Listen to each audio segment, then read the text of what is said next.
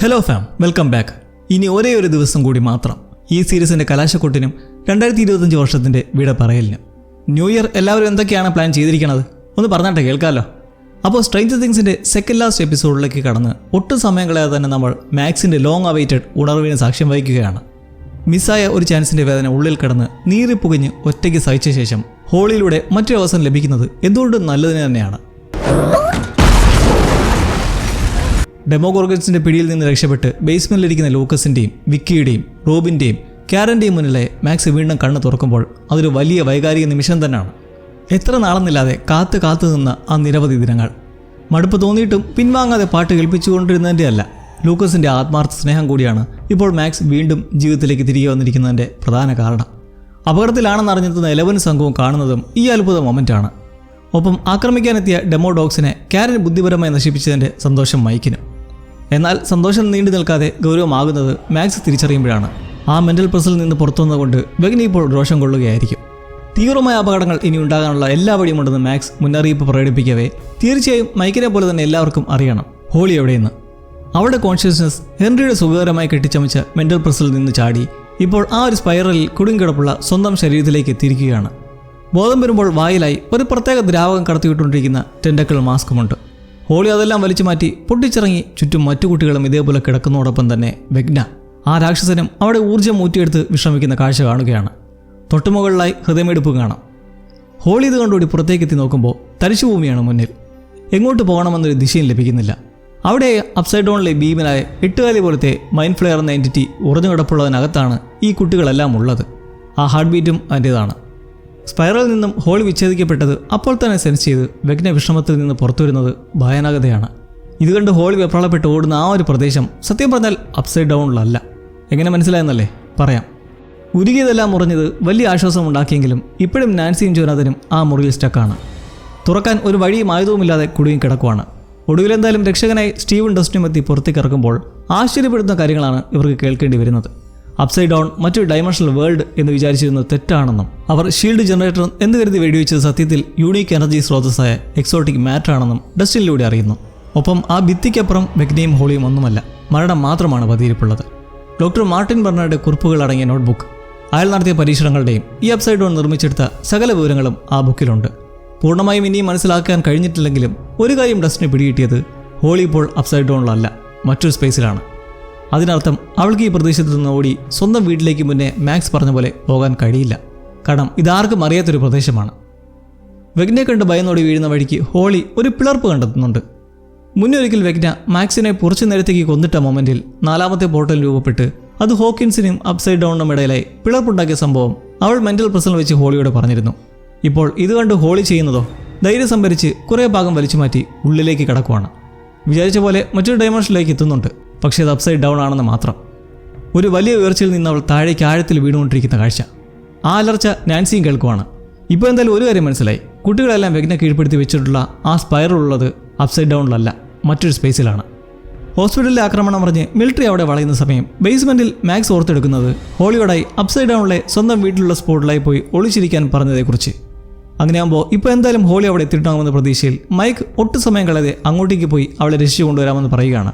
കാരണം അനിയത്തിയെ ഇപ്പോൾ രക്ഷിക്കാൻ പറ്റിയില്ലെങ്കിൽ പിന്നെ അവൾ വീണ്ടും അപകടത്തിലേക്ക് വീണ് പോകത്തേ ഉള്ളൂ.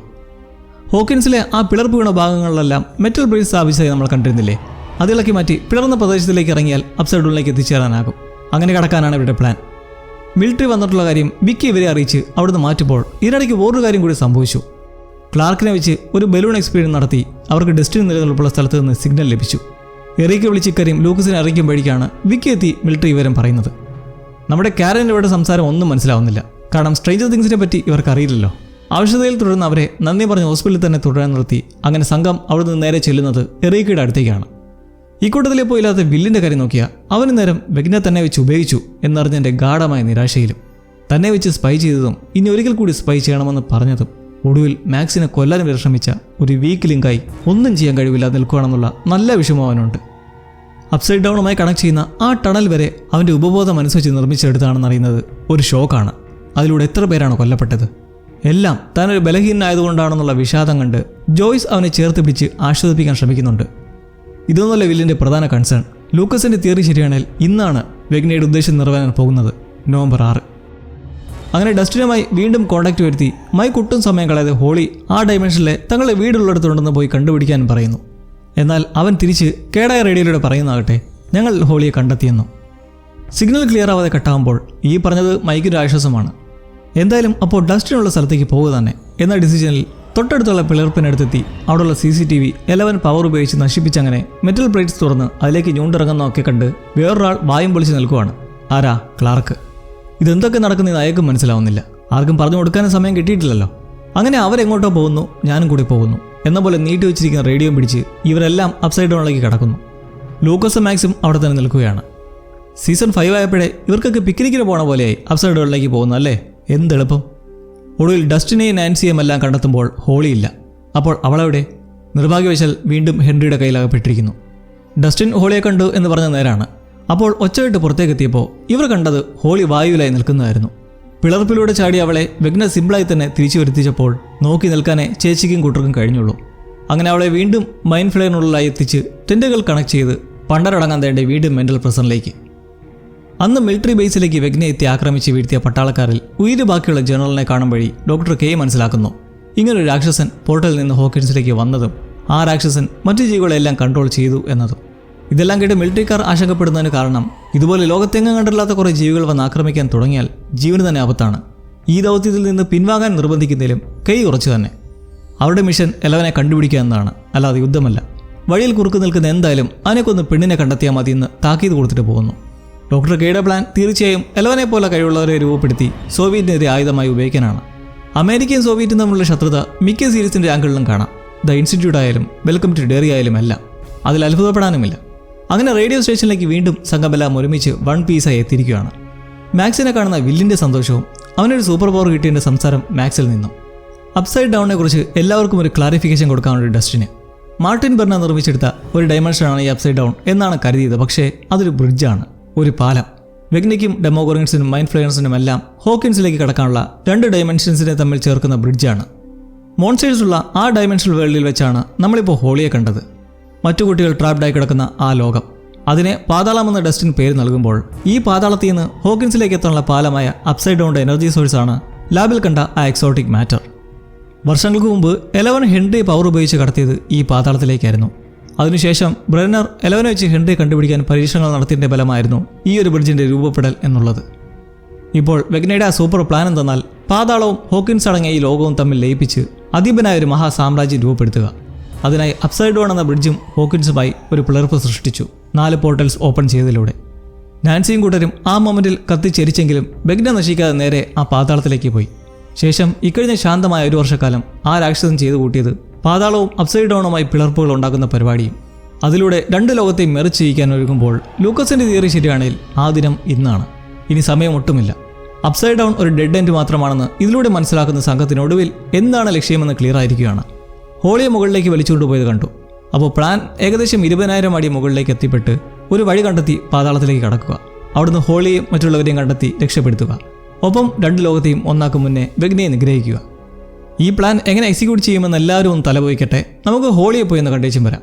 അവളെ വീണ്ടും ക്രീൽ ഹൗസിൽ കൊണ്ടെത്തിച്ച ശേഷം ഹെൻറി മറ്റു കുട്ടികളോടായി പറഞ്ഞു കൊടുക്കുന്നത് വിലക്കേർപ്പെടുത്തിയ കാട്ടിലേക്ക് പോയത് വഴി മാക്സ് ഹോളിയെ പറഞ്ഞു മയക്കി ഞാൻ നിങ്ങളെല്ലാം തട്ടിക്കൊണ്ടു വന്നതാണെന്ന് പറഞ്ഞതായി.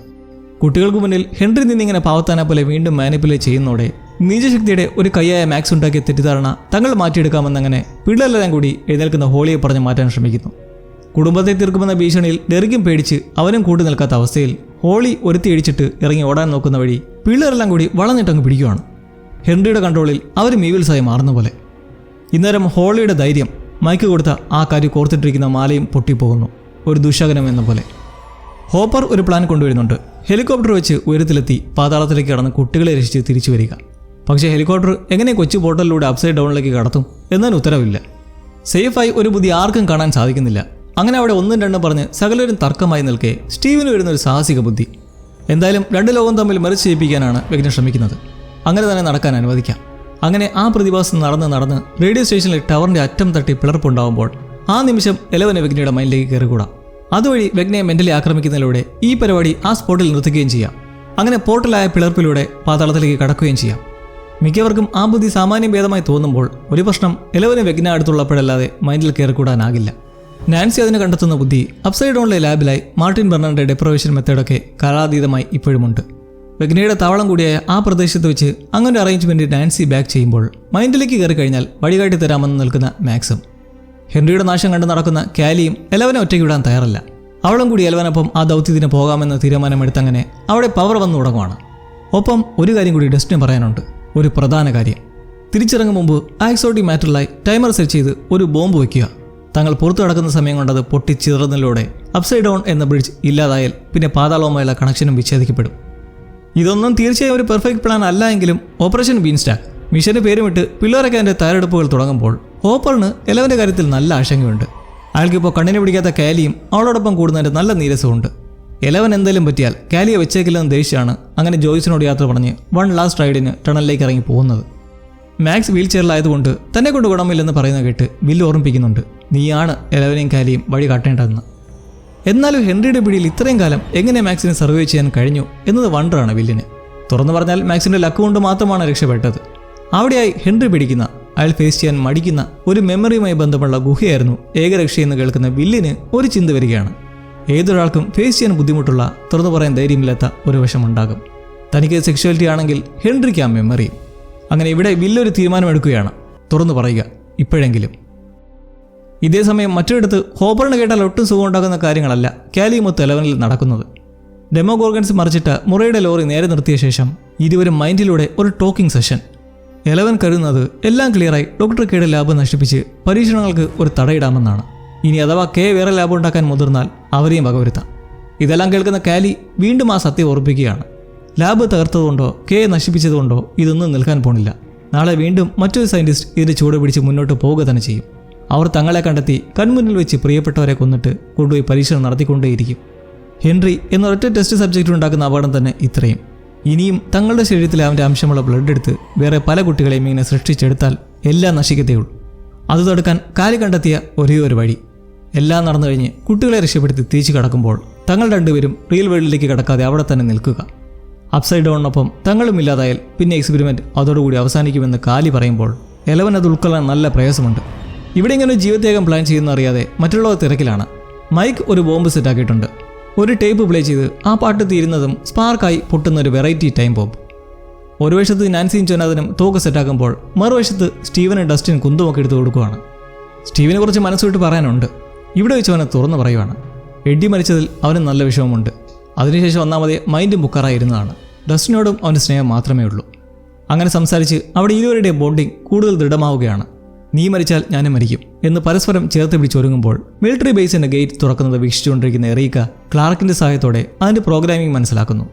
അത് ഹാക്ക് ചെയ്ത് ക്ലാർക്ക് ഗേറ്റ് ഓപ്പൺ ആക്കാനായിട്ടുള്ള സിഗ്നൽ കോഡ് കണ്ടെത്തുമ്പോൾ ഹോപ്പർ ടണൽ വഴി ബേസിനടുത്തുള്ള തകർന്ന കെട്ടിടത്തിലേക്ക് അധികം വൈകാതെ എത്തുമെന്ന് വിവരം ലഭിച്ച് എല്ലാവരും സെറ്റായി മുറിയുടെ കണ്ടെയ്നർ ലോറിയിലേക്ക് സാധനങ്ങളെല്ലാം എടുത്തു വയ്ക്കുകയാണ്. For the final end game. വില്ലിന് തോന്നുന്നു ഇതാണ് ആ സമയം. താൻ ആരോടും പറയാത്ത തന്റെ സെക്ഷുവാലിറ്റിയെക്കുറിച്ച് റിവീൽ ചെയ്താൽ അത് മനസ്സിനൊരു ആശ്വാസമാകുമെന്ന് ഉറപ്പാണ്. കാരണം ബെഗ്നയുമായി കണക്ഷൻ ഉണ്ടാവുന്നതുകൊണ്ട് അവൻ്റെ ചിന്തയും സകല രഹസ്യങ്ങളും ആ മോൺസ്റ്ററിനും അറിയാം. അതുവെച്ചാണ് വില്ലിനെ വീക്കാക്കി ഉപയോഗിക്കുന്നത്. അന്ന് ബേസിൽ വെച്ച് അതിനെതിരെ പോരാടി കുട്ടിക്കാലത്ത് നല്ല ഓർമ്മകൾ ആലോചിച്ചപ്പോൾ ഉണ്ടായ സ്ട്രെങ്തിലാണ് കൂട്ടരെ രക്ഷപ്പെടുത്തിയത്. പക്ഷേ ഇപ്പോൾ ബെഗ്ന ഒരിക്കൽ കൂടി തന്നെ വീക്കാക്കി ഉപയോഗിച്ചിരിക്കുന്നത് അവൻ്റെ രഹസ്യത്തെ വെച്ച് ടോർച്ചർ ചെയ്തിട്ടാണ്. അതിലൂടെ ഭാവിയെ കാണിച്ചു. താൻ സ്വർഗതൽപ്പനാണെന്ന് അറിയുമ്പോൾ കുടുംബവും കൂട്ടുകാരും പലരും തന്നെ വിമുഖതയോടെ കാണുന്നതിനെക്കുറിച്ചും ഒറ്റപ്പെടേണ്ടി വരുന്നതിനെക്കുറിച്ചുമെല്ലാം. പക്ഷെ അതിലൊന്നും വില്ലിനിപ്പോൾ ഒരു ടെൻഷനും തോന്നുന്നില്ല.